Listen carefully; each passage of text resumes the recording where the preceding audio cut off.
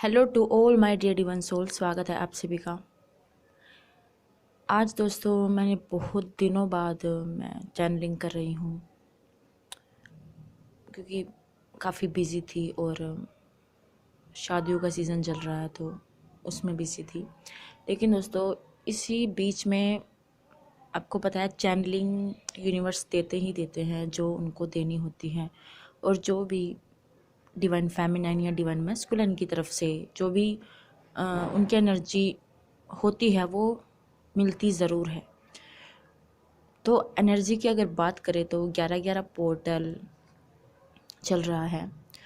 उसके बाद काफ़ी डिवाइन फेमिनाइंस की लाइफ में बहुत सारी हैप्पीनेस आई होंगी, आ रही हैं और आगे भी आएंगी। जिन्होंने अपने ऊपर काफ़ी टाइम से काम कर रहे हैं उनको बहुत हद तक रास्ते मिल गए हैं, उनको अपने करियर के रास्ते मिल गए हैं, उनको क्या करना चाहिए लाइफ में, जिनको समझ नहीं आ रहा था कि उनको आखिर करना क्या है। ओके, लेकिन दोस्तों बीच बीच में वहीं दूसरी तरफ वो डीएम से भी डिटैच फील करती है। लेकिन डीएम एक ऐसी चीज़ है कि जिसको कभी भी अलग किया ही नहीं जा सकता, क्योंकि वो हमारे सोल का एक पार्ट है। आप ही सोचो, हमारे एक शरीर के हिस्से को अगर अलग कर दिया जाए तो क्या हम जी सकते हैं? नहीं ना। तो वही एनर्जी डीएम की है डीएफ के साथ। तो अभी कुछ दिनों से या 2-3 दिनों से क्या हो रहा है कि बहुत ज़्यादा मिसिंग एनर्जी लग रही होगी डीएफ्स को। अचानक से बहुत ज़्यादा पुल फील हो रहा होगा, बहुत ज़्यादा अटैचमेंट और बहुत ज़्यादा याद और मिसिंग एनर्जी हो रही होगी डीएफ्स की। कि जैसे अभी वो डीएम से बात कर ले, इतनी याद, जैसे कुछ टाइम पहले वो बिल्कुल डिटैच फील कर रही थी। उनका एक याद तो वो होती है, हर पर बनी रहती ही है, लेकिन उनका वो नहीं होता कहते कि उनको बात करनी है या उनको मैसेज करना है या फ़ोन वगैरह करना है। उनका मन ही नहीं करता वो चीज़ करने के लिए, वो ऐसे ही उनको फील करती थी। लेकिन अब क्या हो रहा है कि सडन चेंज ऐसा आ रहा है कि एनर्जी में उनका बार बार ऐसा मन कर रहा है जैसे वो अभी उनके पास चली जाए, उनसे बात कर लें। दोस्तों ये एनर्जी दरअसल आपकी नहीं है, ये एनर्जी डीएम की है। डीएम इस वक्त बहुत ज़्यादा सैड फील कर रहे हैं, बहुत ज़्यादा अपने डीएफ को मिस कर रहे हैं। वो ये सोच रहे हैं कि वो कहाँ चली गई और क्यों उनको, और वही पुल फिर से डीएफ को फील हो रहा है।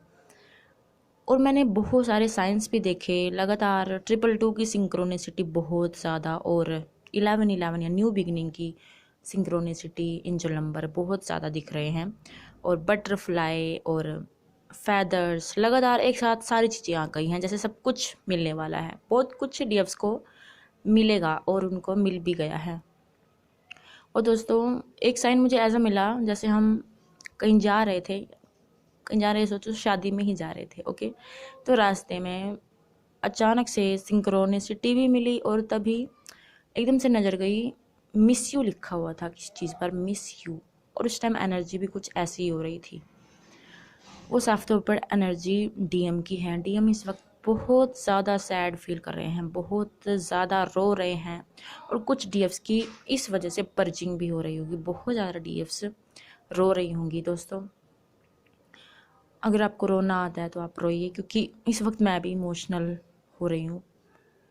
मुश्किल से मैंने अपने आपको रोका हुआ है कि वीडियो बनाना है, और बहुत ज़्यादा डीएफ्स भी डीएम की तरफ एनर्जी को फील कर रही होंगी, क्योंकि वो बहुत ही गहराई से याद कर रहे हैं वो, और उनको समझ नहीं आ रहा है कि वो कैसे आगे बढ़े, कैसे बात करें।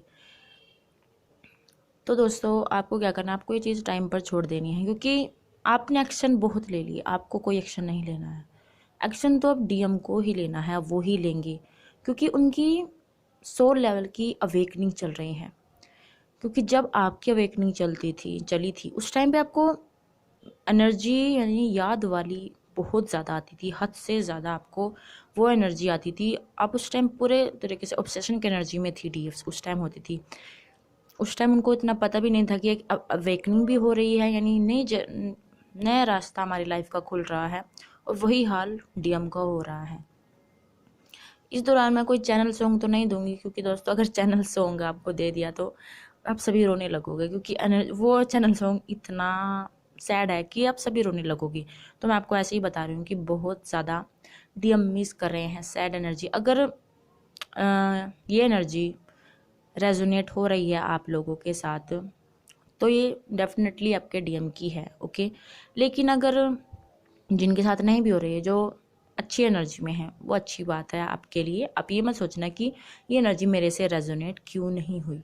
आपके साथ जो हो रहा है वो आपके लिए सही है, आपकी एनर्जी के लिए सही है, लेकिन कुछ डीएफ्स को ये सब हो रहा है डेफिनेटली।